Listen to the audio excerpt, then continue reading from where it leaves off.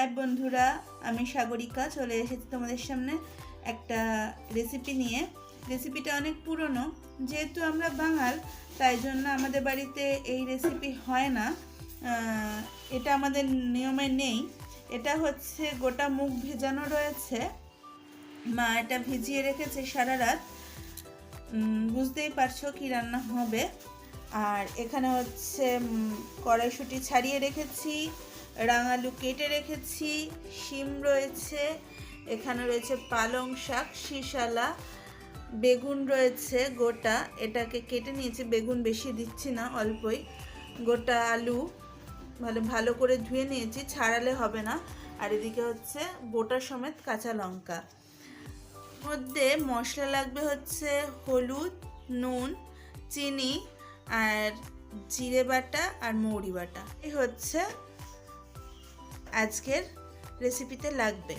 তা আমরা বললাম তো, আমরা বাঙাল যেহেতু আমাদের এটা মানে নিয়মে নেই, তাই নিয়ম ছাড়া বলেই আমি বায়না করেছি বলে মা আজকে আমাকে গোটা সেদ্ধ করে দেবে। চলো দেখা যাক কিভাবে আমরা গোটা সেদ্ধ করি। আর গোটা কড়াইশুঁটিও রয়েছে, সেটা তোমাদের বলতে ভুলে গেছিলাম। তো মানে যাদের নিয়ম আছে তারা গোটা গোটা করে, যেহেতু আমাদের নিয়ম নেই তাই আমি কেটে নিয়েছি কিছু। তো তোমরা আবার কিছু বলো না, যেহেতু মানে শুধু আমাদের খাওয়ার জন্যই বানানো হচ্ছে। চলো দেখা যাক। বন্ধুরা, হাঁড়িতে জল দিয়ে দিয়েছি, জলটা একটু গরম হোক। হালকা গরম হয়েছে, এবার ভেজানো মুগটা দিয়ে দিচ্ছে।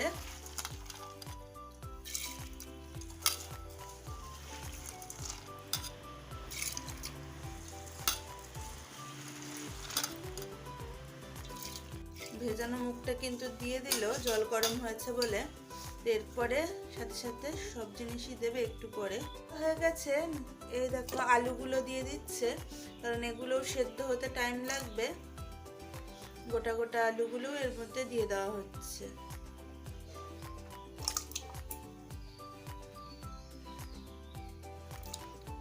তো এবার এগুলো ফুটুক।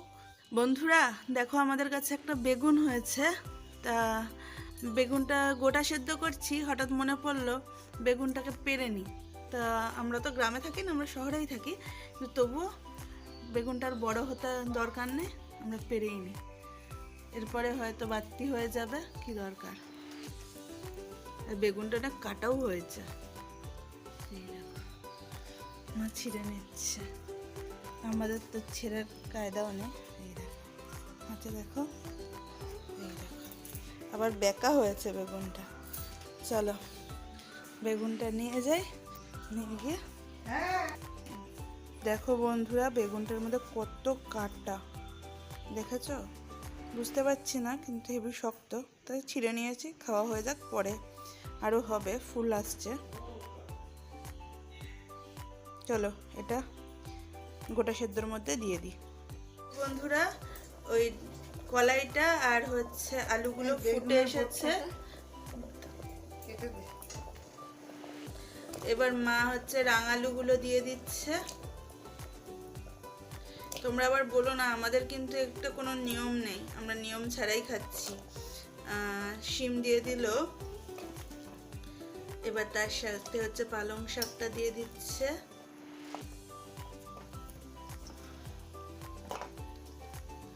গোটা কাঁচা লঙ্কাগুলো দিয়ে দিচ্ছে।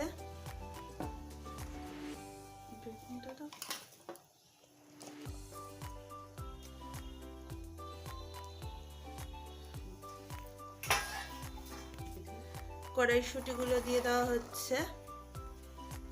এবার গোটা বেগুনটা এর মধ্যে দিয়ে দিচ্ছি। এই দেখো বন্ধুরা, সেই আমরা পেড়ে আনলাম গাছ থেকে বেগুনটা, ওটাও দিয়ে দিলাম। এবার এগুলো সেদ্ধ হতে থাক। ওপর থেকে স্বাদ মতো নুন দিয়ে দিচ্ছি।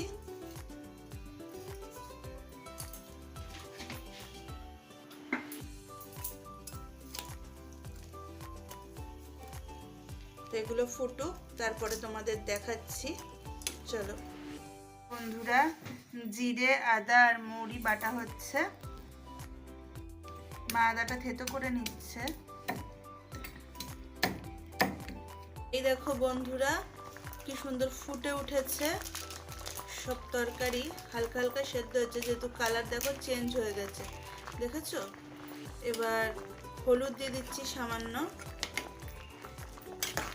তার সাথে ওই কাঁচা কি বলে কালো লঙ্কাগুলোও দু একটা দিয়ে দিয়েছি। মা বললো নাকি ঝাল হবে না, তাই জন্য। তা আবার ফুটতে থাকুক, পরে আবার দেখাচ্ছি।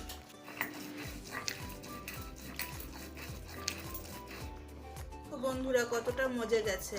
এই যে আদা, জিরে আর মৌরি বাটাটা এর মধ্যে দিয়ে দিচ্ছি, কারণ ওগুলোও তো একটুখানি এর সাথে গন্ধটা ঢুকবে, সেই কারণে দিয়ে দেওয়া হলো। এখনো ফুটবে, অনেকটা মজে এসছে, আরও মজবে। তা আমরা ঢাকা দিয়ে এখন সেদ্ধ করতে দিই।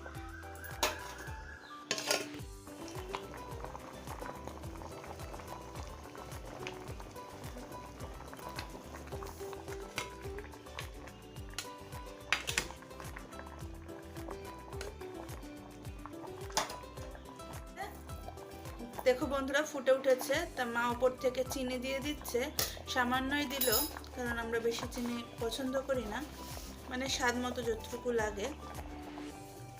আর ওপর থেকে কাঁচা সর্ষের তেল দিয়ে দেওয়া হচ্ছে, কারণ সব সবজি সেদ্ধ হয়ে গেছে। এবার একটু ফুটুক, ফুটলেই রেডি হয়ে যাবে গোটা সেদ্ধ।